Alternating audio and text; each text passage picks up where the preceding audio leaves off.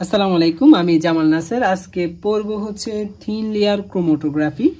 Thin layer কেন বলা হয়? কারণ প্রথমে মনে করো আমরা একটা হচ্ছে প্লেট নিব। প্লেট, এই প্লেটটার উপর আমরা কি করব, একটা লেয়ার দিব। এই লেয়ারটা হবে খুবই থিন, মানে পাতলা হবে। পাতলা একটা স্তর আমরা দিব। এই স্তর দেওয়ার কারণে এবং হচ্ছে এই স্তরের মাধ্যমে হচ্ছে আমরা ক্রোমাটোগ্রাফিটা করব, যার কারণে এটাকে বলা হচ্ছে থিন লেয়ার ক্রোমাটোগ্রাফি।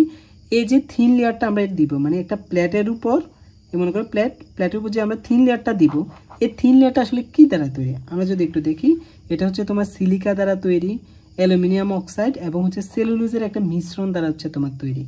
অর্থাৎ cellulose, aluminium oxide, cellulose, silica এগুলো একসাথে আসলে দেখতে এমন লাগে। মানে তোমার এই সিলিকনগুলা অক্সিজেনের সাথে এভাবে বাইন্ড আকারে থাকে এবং উপরের দিকে হচ্ছে তোমার এভাবে হাইড্রোজেন থাকে। কি থাকে? হাইড্রোজেনগুলো হচ্ছে তোমার হাইড্রোজেন বন্ড দ্বারা যুক্ত থাকে অক্সিজেনের সাথে। তো এখানে হচ্ছে তোমার হাইড্রোজেনগুলো হচ্ছে তোমার ডেল প্লাস এবং অক্সিজেনগুলো হচ্ছে তোমার ডেল মাইনাস আয়ন আকারে থাকে। অর্থাৎ হচ্ছে এখানে প্লাস মাইনাস আছে। প্লাস মাইনাস আয়ন থাকা মানে হচ্ছে তোমার এটা পানির সাথে দ্রবণীয় হবে বা আকর্ষণ বিকর্ষণ করবে। ওকে, ফাইন। তারপর আমরা কি করব, অর্থাৎ এটাই আমাদের থিন লেয়ার। মানে এই থিন লেয়ারটা আসলে দেখতে হচ্ছে এরকম থাকে। অর্থাৎ এটা কিন্তু হচ্ছে তোমার ফোলার, প্লাস মানে যেহেতু আছে, সুতরাং আমরা এই লেয়ারটাকে আমরা ফোলার লেয়ার বলতে পারি। তো দেখো, তারপর আমরা কি করব, আমরা দুটা স্যাম্পল নেব এখানে। তাহলে এখানে বলো তো স্টেশনারি ফেজ কোনটা? স্টেশনারি ফেজ হচ্ছে এই লেয়ারটা, মানে থিন লেয়ার যেটা আছে এটা হচ্ছে স্টেশনারি ফেজ।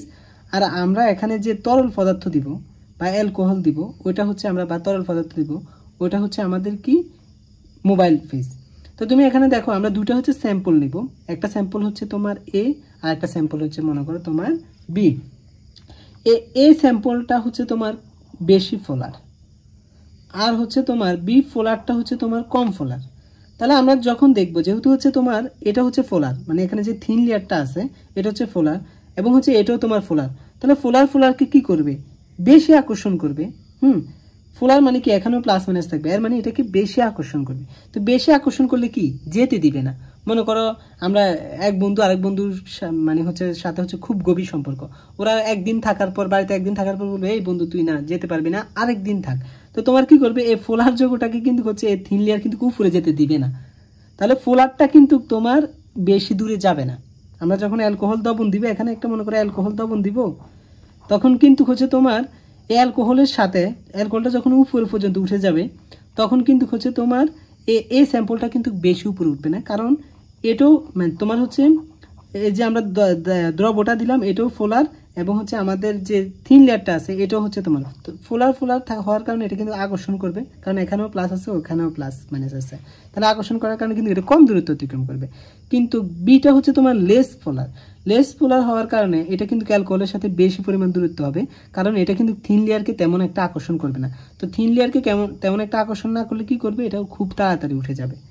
থিন লেয়ারটা বলতে আমি বুঝিতেছি এই যে তোমার একটা প্লেটের উপর যে আমরা একটা লেয়ার দিলাম, এটা হচ্ছে থিন লেয়ার, যেটা সিলিকা, অ্যালকোহল, অ্যালুমিনিয়াম অক্সাইড এগুলো দ্বারা তৈরি ছিল। তো আশা করি হচ্ছে তোমার থিন লেয়ার ক্রোমাটোগ্রাফিটা তোমরা বুঝে গেছো।